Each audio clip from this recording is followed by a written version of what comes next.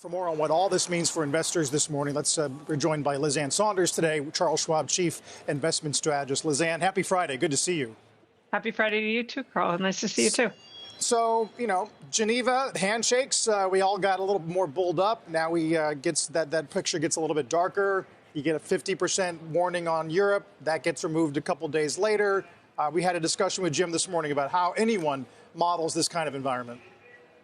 You don't model this kind of environment, which is why you're seeing such a high share of companies withdraw guidance altogether. Maybe not quite to the degree that we saw back in 2020 with COVID, but I think it reflects the inability to provide cents per share estimates or guidance, 2-3 quarters out. And it's part of the reason why, even though first quarter earnings season was pretty darn good, there's been no extrapolation into the remaining quarters this year. And I think that's an important tell on where analysts are biasing themselves in the absence of that precise guidance.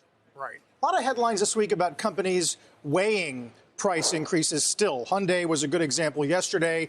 Best Buy said some of their price increases really only began in mid-May. Do you think some of the knockoff effects are still to come on prices?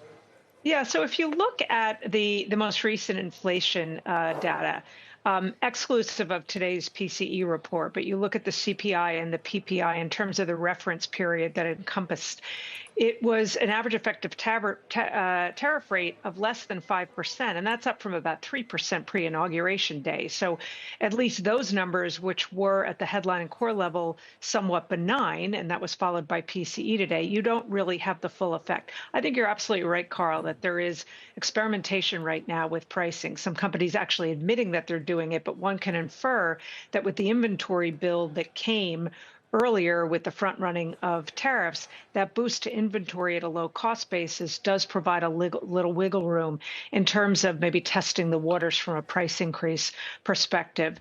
And ultimately, I think what we're going to see is some combination of a pass on to consumers, especially where profit margins are really narrow.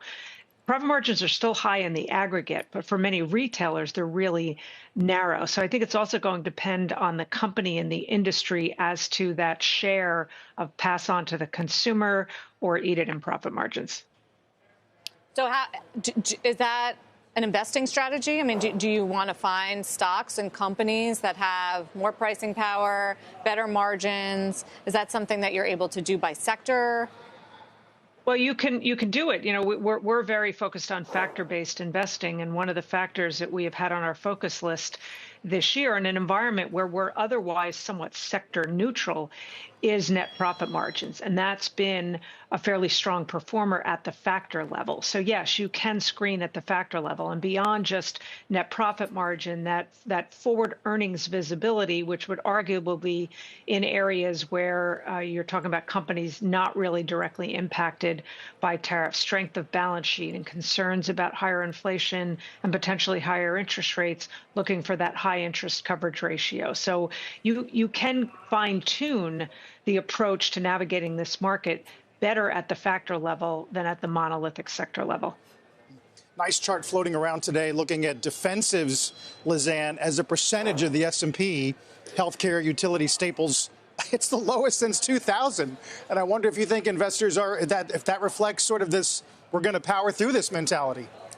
Well, we've had such a growth bias in terms of market leadership, notwithstanding the weak period from mid-February to early April, when you did see those classic defensive areas like staples, healthcare, utilities perform better. It wasn't enough to boost that aggregate share. And I think particularly since the rally, we've all been focused on the fact that there was very much the fingerprints of retail traders. The retail trader sort of juice to this market, which is alive and well in the buy to the dip mentality, that is decidedly not veering in the direction of staples, healthcare, maybe utilities in terms of the data center AI build out. So I think it's going to take a while, but that sort of power driver of the market higher from the early April lows being retail traders, there's still very much that bias toward the growth areas, the growth trio of communication services, technology, consumer discretionary, Magnificent Seven, the AI theme, and that's not disappearing in the near term. Finally, on jobs, continuing claims we've mentioned a couple times this week. That's a multi-year high. It's obviously getting more difficult for people who don't have jobs to find a new one. Do you think that's going to bleed into at least the rate next Friday? You know, it's really hard to say because I think the whole notion of labor hoarding is still valid, maybe not to the same degree as was the case in 2022, the last time we had very elevated recession probabilities by economists in the aggregate. What we've seen so far is that there's been a big compression in hiring, but there's not been a big expansion in firing. Claims are certainly one of those leading indicators to watch, but I don't know that we're going to see this pop that we've seen in initial claims and a relatively high level from a cycle perspective and continuing claims translate into some sort of real negative print in terms of jobs report next week. But I think that's what's to be on guard for. Do we start to see a real set of cracks in the hard data as a catch down to what has already been really depressed soft economic data? Right. Yeah. The surveys we're starting to really discount now, given some of the rebound and certainly capital markets activity this later half of the month. Lizanne, have a great weekend. Talk soon. Thank you. Thank you.